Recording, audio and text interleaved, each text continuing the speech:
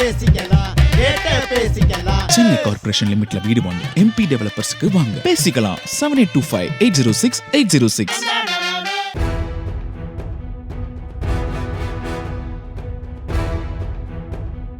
சென்னை திருவல்லிக்கேணியில் தமது தந்தையின் இறைச்சி கடையில் இருந்து கறி வாங்கிச் சென்ற வாடிக்கையாளர்களிடம் பணம் வசூலித்துவிட்டு திரும்பிய கல்லூரி மாணவனின் கழுத்தில் கத்தியை வைத்து 12,500 ரூபாய் பறித்துச் சென்றதாக சைக்கோ தேவா, மீன் குழம்பு என்பவர் உள்ளிட்ட 4 பேரை போலீசார் கைது செய்தனர்.